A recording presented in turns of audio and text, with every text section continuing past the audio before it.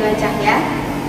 Kami akan menampilkan hasil video observasi kami terkait materi volumetri. Cikiat! Assalamualaikum warahmatullahi wabarakatuh. Perkenalkan, saya Aliofani Juniandami dengan NIM 2305113926. Di sini saya akan mengenalkan apa itu volumetri. Volumetri adalah metode analisis kimia yang digunakan untuk menentukan konsentrasi atau jumlah zat dalam suatu sampel dengan mengukur volume larutan standar yang bereaksi dengan sampel tersebut. Metode ini bergantung pada reaksi kimia yang diketahui dan dapat diukur serta pengukuran volume reagen yang bereaksi dengan sampel. Volumetri umumnya digunakan untuk analisis kuantitatif dan dapat mencakup berbagai teknik seperti titrasi, di mana volume larutan standar ditambahkan ke reaksi hingga reaksi selesai. Hasil dari volumetri memberikan informasi kuantitatif tentang jumlah zat yang ada dalam sampel. Nah, berikutnya adalah macam-macam analisis volumetri. Macam-macam analisis volumetri terbagi menjadi 5. Yang pertama alkalimetri, yang kedua ada asidimetri, yang ketiga iodimetri, yang keempat permanganometri, dan yang kelima iodometri. Berikut ini adalah video penjelasan mengenai macam-macam analisis volumetri. Assalamualaikum warahmatullahi wabarakatuh. Perkenalkan, nama saya Nur Rahma Safitri. Di sini saya akan menjelaskan apa itu asidimetri. Asidimetri adalah metode yang digunakan untuk menentukan kadar suatu zat yang bersifat basa dengan menggunakan larutan standar yang bersifat asam. Pada titrasi asidimetri, terjadi penetralan asam basa menurut reaksi. Nah, titrasi asidimetri merupakan teknik analisis volumetri titrasi di mana larutan yang bersifat asam digunakan sebagai larutan titran yang telah diketahui konsentrasinya, atau dapat disebut dengan larutan standar. Karena ini merupakan titrasi asam basa, tentunya larutan analit yang akan diuji bersifat sebaliknya, yaitu bersifat basa, sehingga akan terjadi suatu reaksi penetralan dalam proses titrasi itu sendiri. Untuk alat dan bahan yang digunakan ada buret, pipet ukur 1 ml, pipet volume 25 ml, labu ukur 100 ml, kaca arloji, pengaduk kaca, spatula, pipet tetes, dan kemudian untuk bahan digunakan yaitu ada aquades, metil oren, HCl pekat, dan natrium karbonat. Untuk prosedur yang pertama, kita akan melakukan pembuatan HCl 0,1 m. Hal yang pertama kita lakukan adalah menuang HCl pekat ke dalam gelas beker. Agar tidak terjadinya kontaminasi, dilakukan di dalam lemari asam.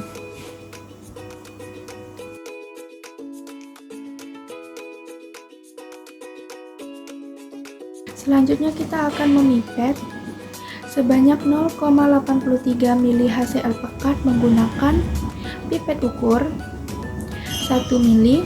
Kemudian kita masukkan ke dalam labu ukur. Dan sebelumnya labu ukur ini diisi dengan aquades kurang lebih 10 ml.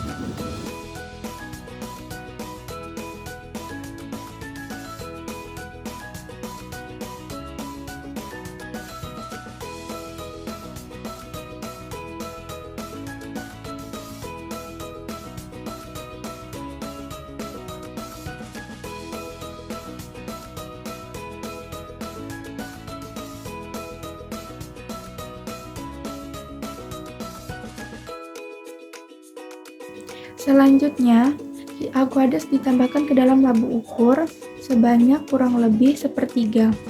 Setelah digoncangkan, tambahkan aquades hingga tanda tera.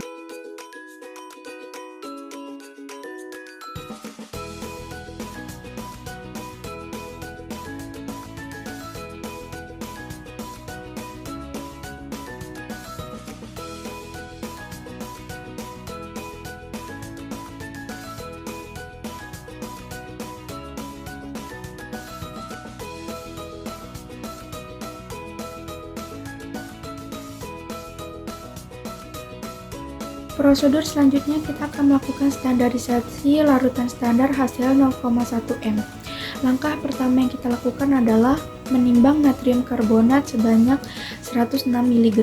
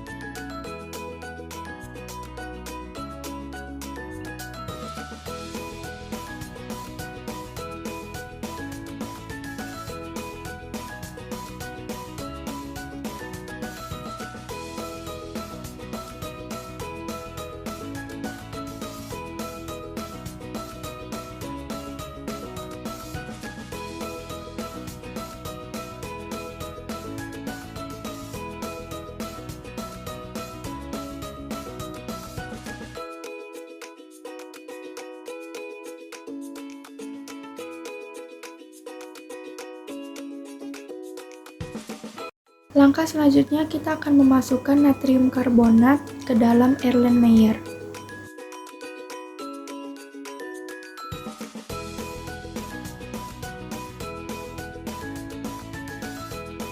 Selanjutnya, kaca arloji dibilas dengan 25 mili aqueous. Gunanya agar zat-zat yang tersisa dalam kaca arloji bisa hilang dengan menggunakan air aqueous ini, dan tidak ada lagi zat yang tersisa.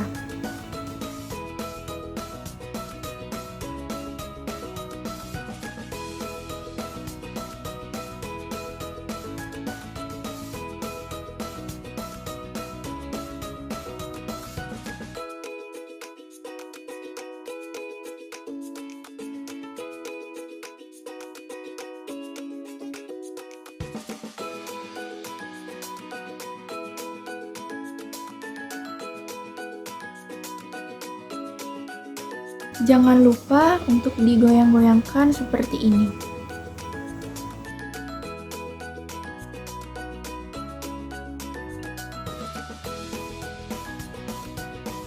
Selanjutnya kita akan melakukan titrasi. Nah, langkah yang pertama yang kita lakukan adalah menuang HCl 0,1 m ke dalam gelas beker. Selanjutnya kita akan menuang ke dalam buret ini. Nah, jadi gini ya teman-teman, proses titrasi pada asidimetri. Jangan lupa menggunakan corong.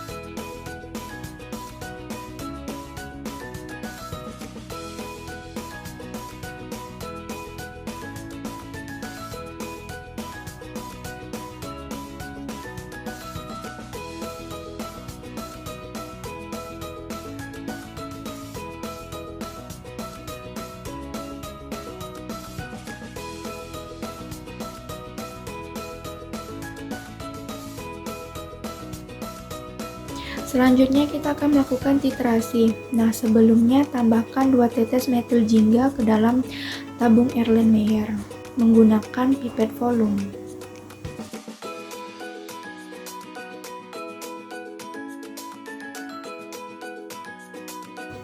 Jangan lupa digoyang-goyangkan seperti ini. Selanjutnya kita akan melakukan titrasi. Nah, pada titrasi ini tangan kiri itu di atas dan tangan kanan itu digunakan untuk menggoyang-goyangkan tabung Erlenmeyer tersebut.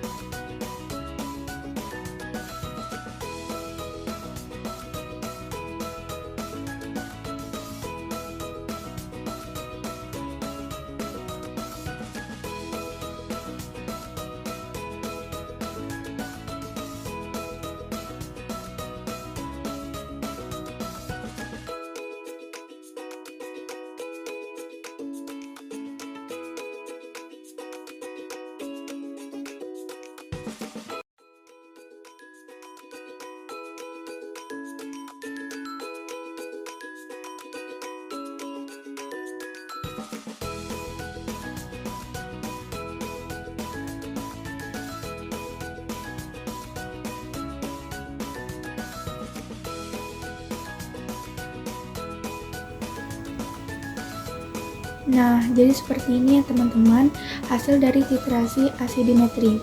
Titrasi dihentikan apabila terdapat warna seperti ini. Idiometri adalah menentukan kadar suatu zat yang bersifat oksidator dengan menggunakan larutan standar yang bersifat reduktor.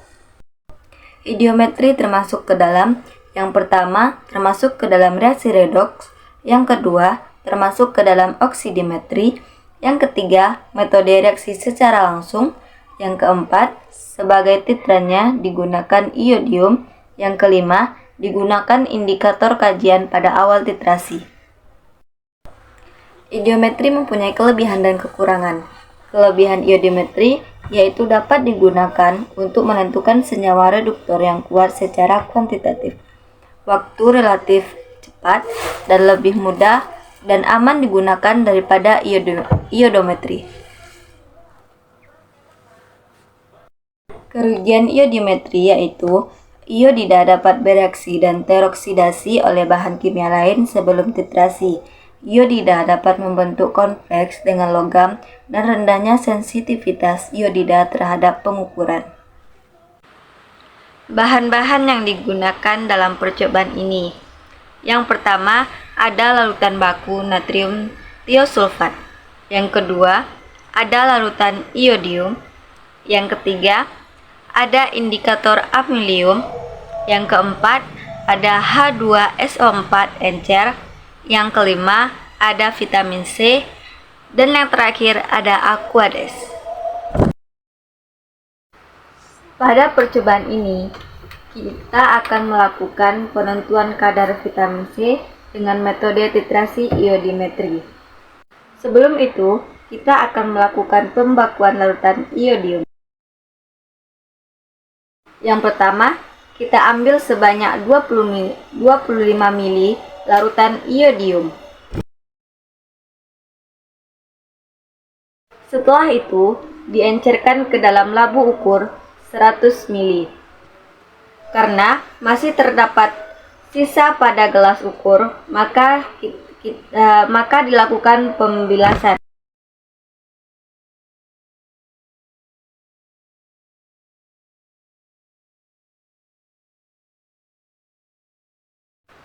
Kemudian dikocok hingga homogen.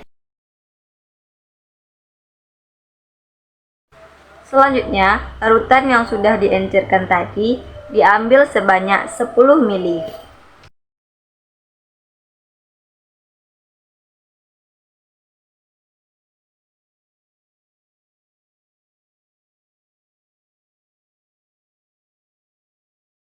Setelah itu, dimasukkan ke dalam Erlenmeyer sebanyak 250 ml.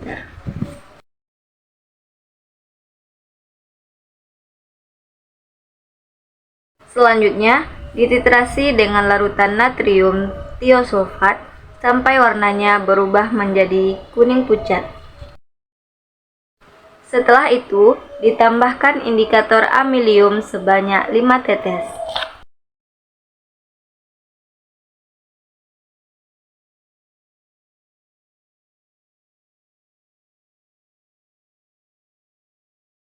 Kemudian dilanjutkan lagi dengan titrasi hingga warna biru sampai hilang.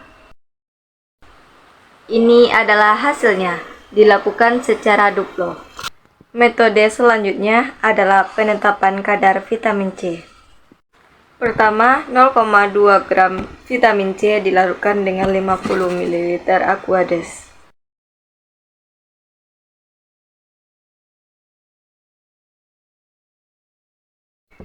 Kemudian ditambahkan dengan H2SO4 encer sebanyak 12,5 ml.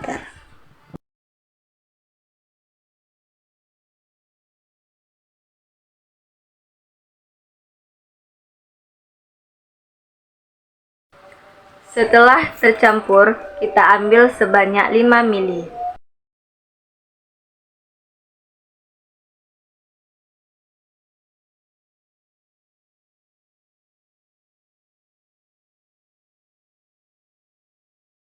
Setelah itu ditambahkan indikator amilium sebanyak 5 ml.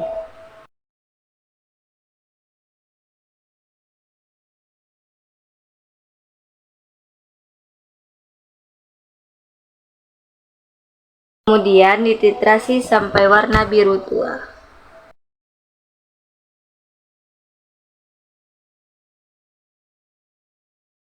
Iodometri disebut pula analisis iodometrik, yang merupakan titrasi redoks yang melibatkan titrasi iodin yang diproduksi dalam reaksi dengan larutan standar natrium tiosulfat. Titrasi standarisasi Na2S2O3. K2Cr2O3 akan mengoksidasi iodida membentuk iodin atau I2.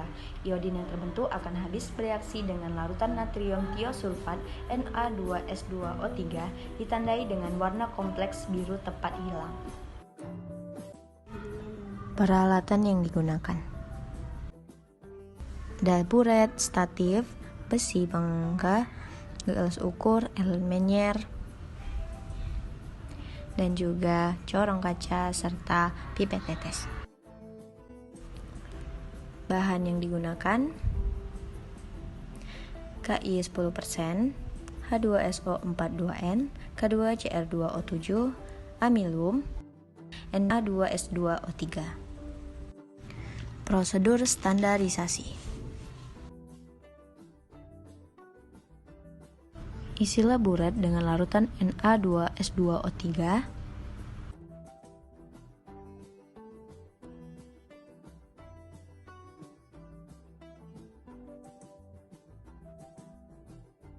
Ambillah 10 ml K2Cr2O7 menggunakan pipet volume.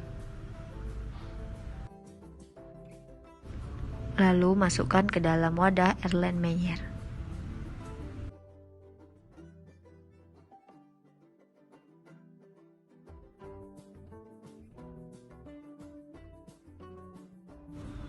Selanjutnya, ambil 5 ml Ki 10% menggunakan pipet volume. Lalu campurkan ke dalam Erlen Meyer.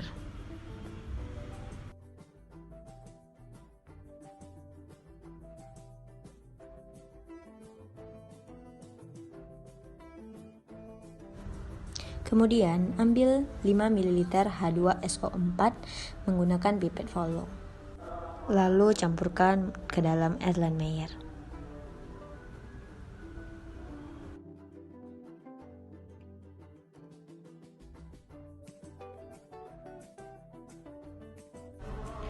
Titrasi dengan Na2S2O3 dari buret hingga kuning muda.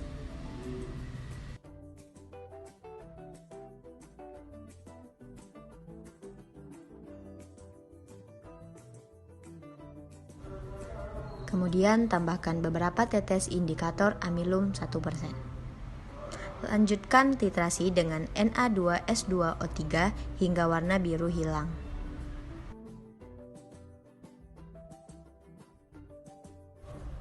Lalu homogenkan sampai warnanya berubah menjadi jernih.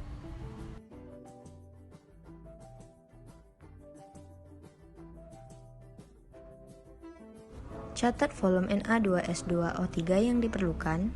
Lanjutkan titrasi secara duplo atau triplo. Menghitung normalitas Na2S2O3. Na2S2O3 dikali V Na2S2O3 sama dengan NK2Cr2O7 dikali V K2Cr2O7. Na2S2O3 dikali 10,60 sama dengan 0,01 dikali 10. Na2S2O3 sama dengan 0,01 dikali 10 dibagi 10,60. Na2S2O3 sama dengan 0,0094 N.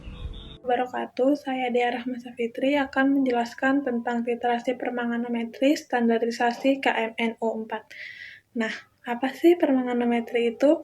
Permanganometri adalah metode yang digunakan untuk menentukan kadar suatu zat yang bersifat reduktor dengan menggunakan larutan standar KMNO4 yang bersifat oksidator pada titrasi permanganometri.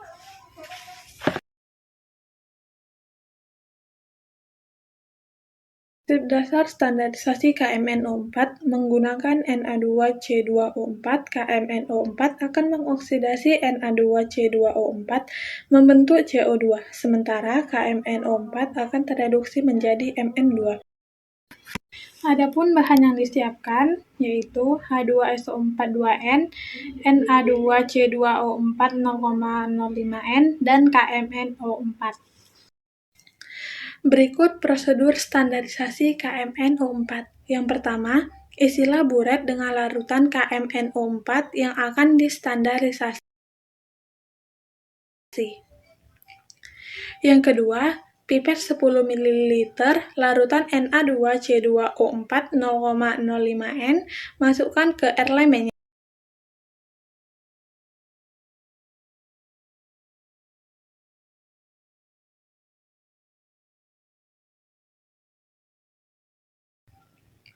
Yang ketiga, pipet 5 ml H2SO4 2N tambahkan ke airline menyer. Yang keempat, masukkan magnetic stirrer.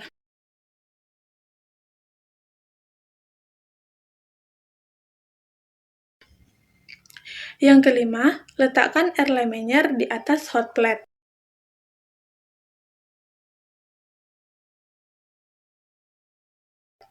Yang keenam, celupkan termometer ke dalam larutan.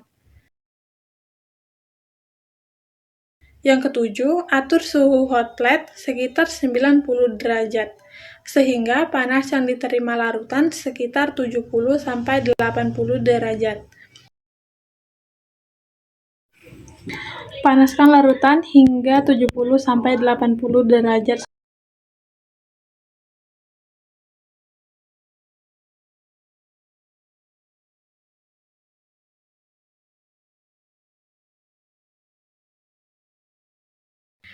Jika panas sudah mencapai 70 derajat, keluarkan termometer.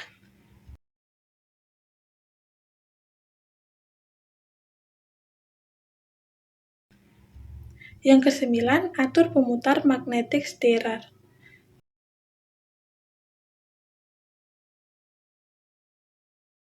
Yang kesepuluh, buka keran buret. Lakukan titrasi hingga warna magenta.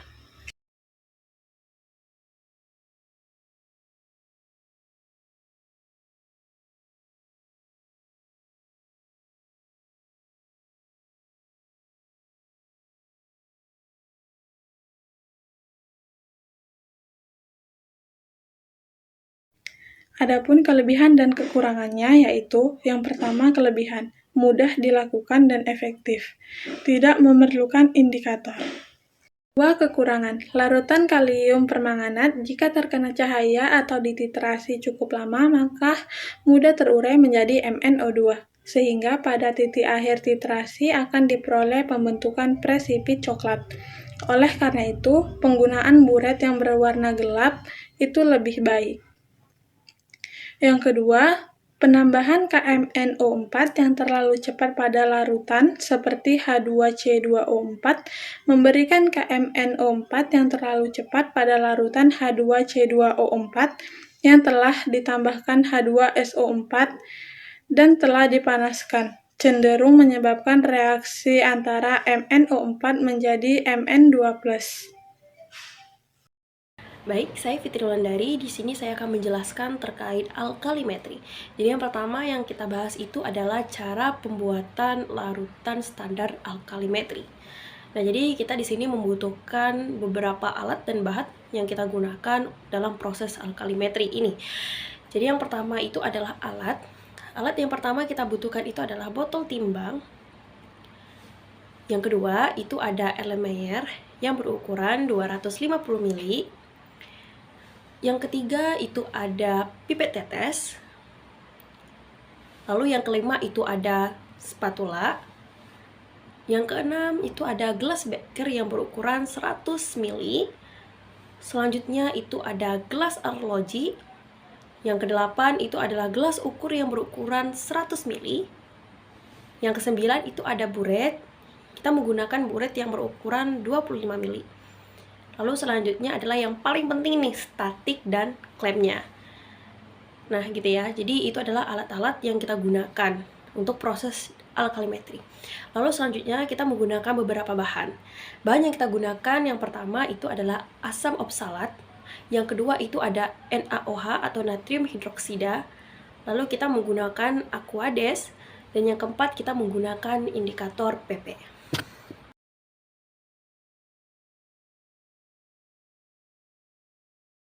Oke baik, jadi semua bahan dan alatnya sudah tersedia. Jadi kita mulai saja ya langkah-langkahnya. Langkah-langkah yang pertama itu kita lakukan dulu nih larutan pembuatan standar natrium hidroksida atau NaOH tadi 0,01 normal dengan menggunakan penimbangan 0,4 gram kristal NaOH menggunakan botol timbang. Nah, jadi kita melakukan larutan pembuatan standar natrium hidroksida dengan beberapa ukuran tertentu.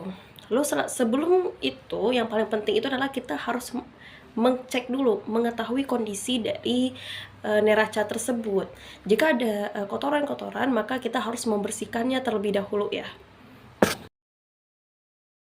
Nah, lalu step yang ketiga itu adalah kemudian kita nyalakan neraca. Jadi pastikan neraca itu tidak ada ukuran sebelumnya ya, berarti neraca pada kondisi 0, pada angka 0. Nah, setelah itu kita masukkan botol timbang.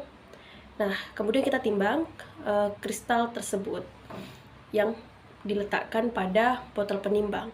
Nah, ketika menimbang, teman-teman usahakan neracanya dalam keadaan tertutup agar udara tidak masuk ke dalam neraca tersebut, jadi penimbangan bisa lebih akurat lagi.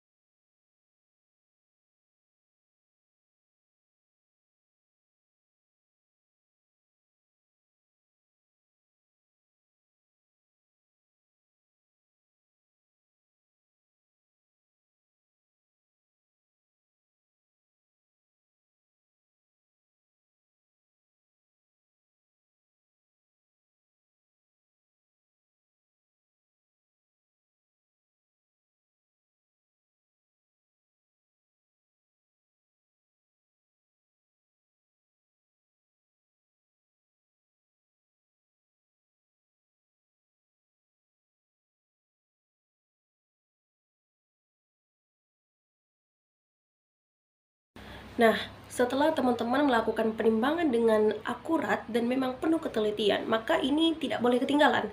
Teman-teman harus mencatat hasil timbangan tersebut pada buku-buku catatan teman-teman agar tidak terlupa hasil timbangan.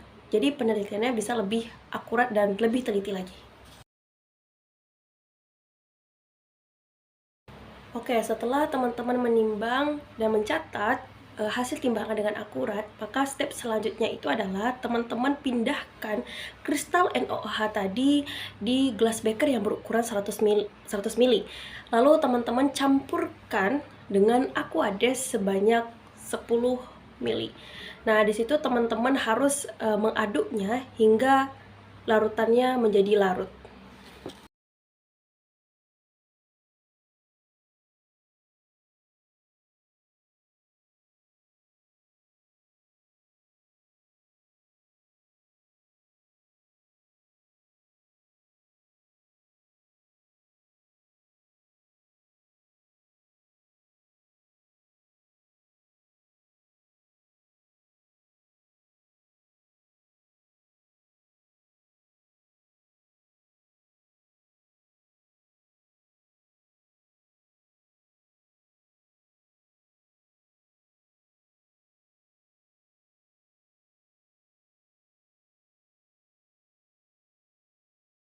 Oke, step selanjutnya setelah kristal NaOH-nya itu larut dengan menggunakan aqua di 10 ml tadi, nah maka step selanjutnya itu adalah teman-teman pindahkan larutan tersebut ke dalam labu ukur sebanyak 100 ml tadi.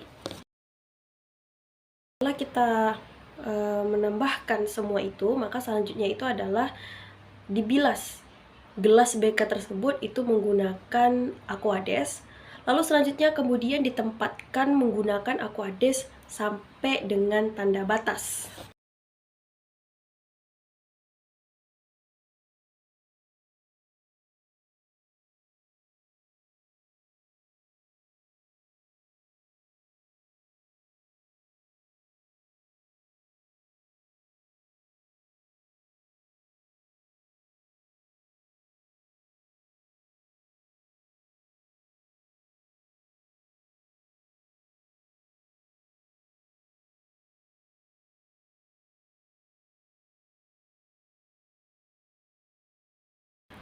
Oke, setelah itu teman-teman larutan itu diseka, lalu kita lakukan gojokan atau istilahnya seperti diguncang sedikit sehingga larutan itu homogen.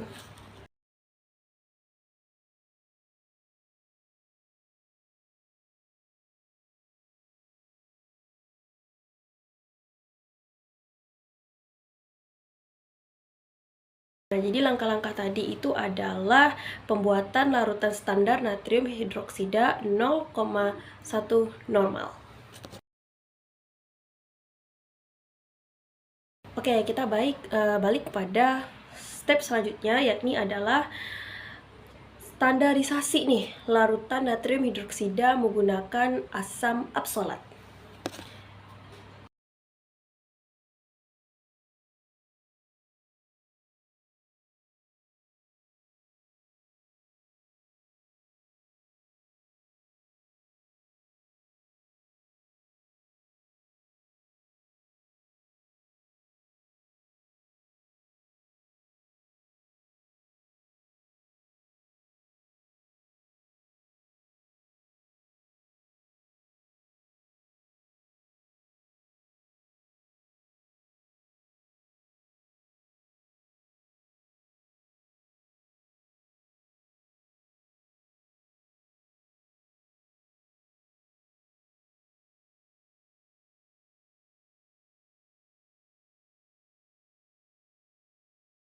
Nah, untuk step pertama itu adalah kita timbang asam absolat itu menggunakan gelas arloji sebesar 0,1.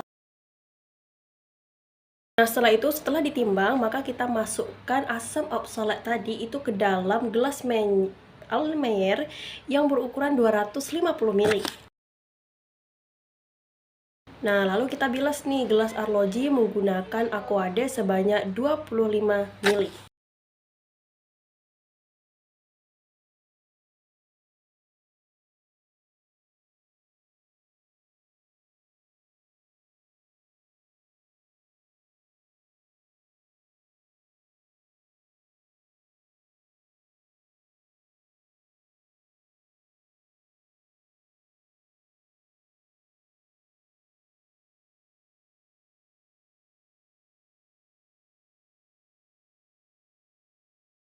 Masuk nih kepada proses titrasi. Jadi yang paling penting itu adalah kita harus menstandby-kan statif dan klemnya itu pada kondisi optimal.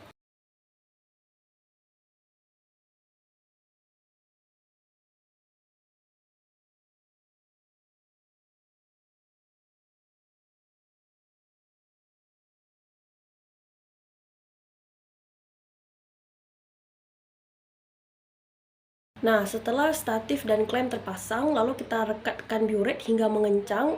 Usahakan agar ketat dan tidak longgar. Nah, lalu selanjutnya di buret ini kita masukkan larutan NaOH.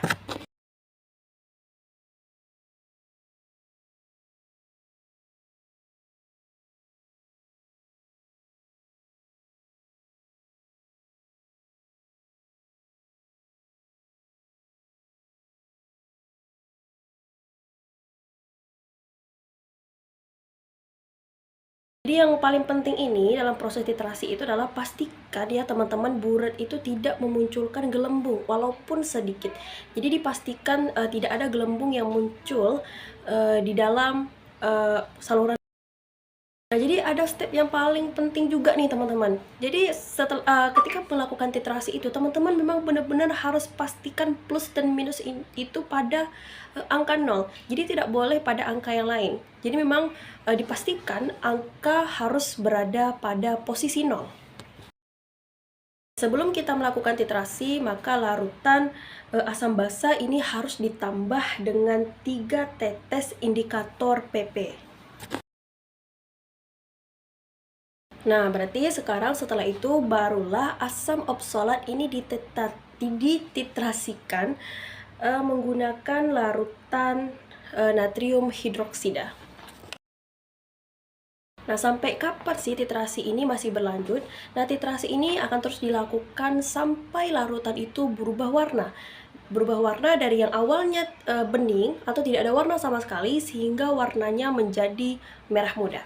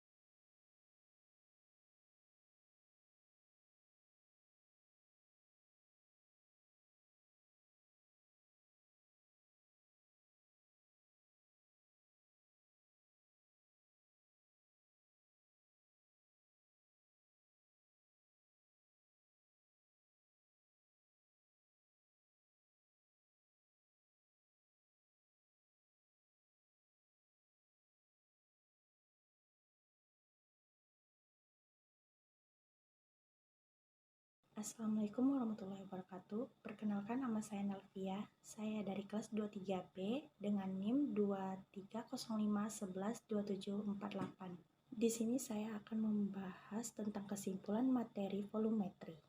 Volumetri adalah metode analisis kimia yang digunakan untuk menentukan konsentrasi suatu zat dalam larutan dengan mengukur volume larutan. Standar yang diperlukan untuk bereaksi sepenuhnya dengan zat tersebut biasanya disajikan hasil pengukuran dalam kesimpulan volumetri, konsentrasi zat yang dianalisis, dan perhitungan yang dilakukan untuk menentukan konsentrasi zat tersebut. Kesimpulan juga dapat mencakup perhitungan kesalahan atau ketidakpastian yang mungkin terjadi pada saat pengukuran. Sekian dari kesimpulan materi volumetri. Saya ucapkan terima kasih. Assalamualaikum warahmatullahi wabarakatuh.